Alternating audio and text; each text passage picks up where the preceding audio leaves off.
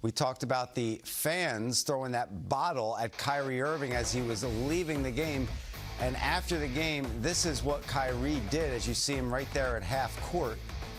He stomped on the logo, wiped his foot on it, so maybe that incensed the fan if he saw that. But it is still unacceptable for people to do that at arenas. And as Kevin Durant eloquently said, you need to grow up and you need to get over yourselves. It's bigger than you. It's about the game, and they're not animals. So let's go to Kyrie's sound, see what he had to say about tonight's win and perhaps about the bottle throwing as well.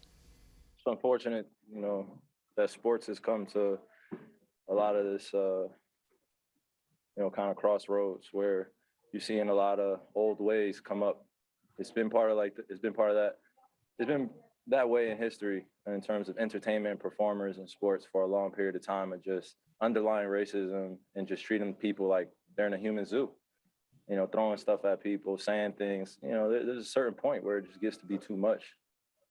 So, I called it out. I just wanted to keep it strictly basketball. And then you just see that people just feel very entitled out here. They pay for the tickets. Great. I'm grateful that they're coming in to watch a great performance, but it's just, we're not at the theater. We're not throwing tomatoes and other random stuff at the people that are performing. It's too much.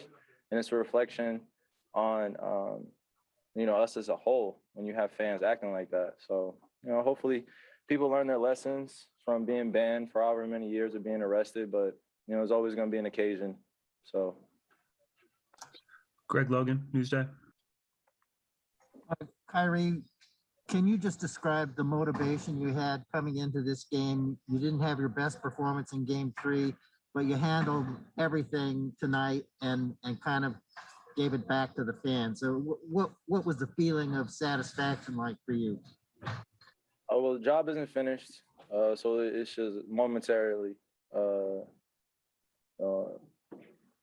It's momentarily. So it's momentary. So. Brian Lewis, New York Post.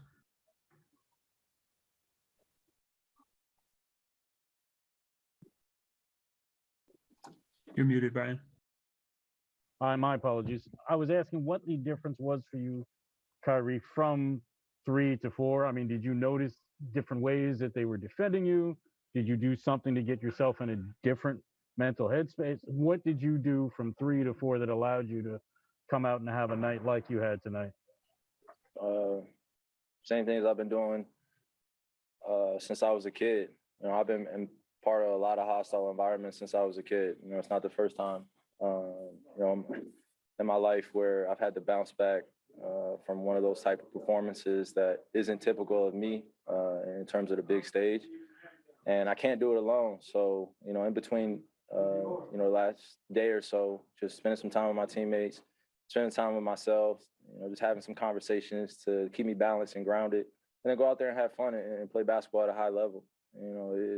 I'm grateful to be able to put on the uniform and just go perform with some guys that are very selfless and just want to see some good basketball out there. And we do the little things to help each other win. Malika Andrews, ESPN. Kyrie, could you just walk us through what happened? I mean, did the fan yell at you? Did the bottle hit you? What happened? It doesn't matter, honestly, Malika. It's just these actions, like I said, are historically relative. When you think about just where we've come as a sport. It used to happen back in the day. A lot of older players went through it. And any great person, great entertainer, performer, understands that when you're achieving something bigger than yourself, you're going to have a lot of adversity, animosity, and you just got to figure out a way to deal with it. So tonight, I think we collectively dealt with it. Anything could have happened with that water bottle being thrown at me, but, my brothers were surrounded around me. I had people in the crowd. So just trying to get home to my wife and my kids. You mentioned, treating you as human, which should be a basic right. I'm just wondering what you would want folks who feel entitled to do that to know about how that makes you feel. Well, we keep saying things like we're human, but we don't get treated like we have rights when we're out there at times and people feel entitled to go and do things like that. You know, we claim that we care about each other as human beings, but, you know, we just call things out before they happen, like I did the other day. And like I'm telling people, just keep it basketball. And then you have things that happen at the Garden. You know, you got things happening in Utah. And, you know, there's a lot of history there of things happening. So just do your research. I would say to everybody, and hopefully the respect of the game is kept at a high level moving forward. That's what I hope. Ian O'Connor, New York Post. Yeah, Kyrie, I was just wondering before that water bottle was unfortunately thrown at you, what did you feel in the crowd these two nights? Did you feel that racism or subtle racism that you had warned about, or had they pretty much kept it strictly about basketball until that incident as you were walking off? Well, like I said, I've been in some hostile environments where a lot of things have been said to me, a lot of things have been done to my teammates, or I've experienced some type of subtle racism that I'm referring to, you know, where it's just underlying throughout the game. You know, the things that they're saying is not necessarily about talent or gifts. It's just more or less about moms or what you look like, or they're calling you out of your name. And like I said, you know, I joined this sport because I loved it. And inevitably, you know, you're going to have opposing fans do things that are going to help their team win. You know, they love being involved. I don't want to take away that nature. It's just when you feel disrespected as a person, man or woman, and someone calls you out your name or does something like that, it doesn't make you feel good. And then when you react, and we had times in history where people have reacted and gone in the crowd, then we're wrong. And we need to be civilized, and we need to keep our calm, and we need to keep our cool, and then it's reflected on us. So, you know, like I said, just want to keep it upfront and truthful. And it's just, you know, unacceptable for that stuff to be happening. But we move on. So, Alex Schiffer, The Athletic.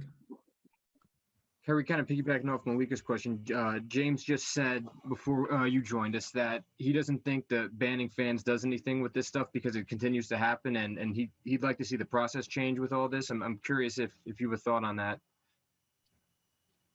yeah, I think each one of us have our own individual experiences, but as a black man playing in the NBA, you know, dealing with a lot of this stuff is fairly difficult, you know, because you never know when it can happen or what's going to happen at the end of the game or before the game.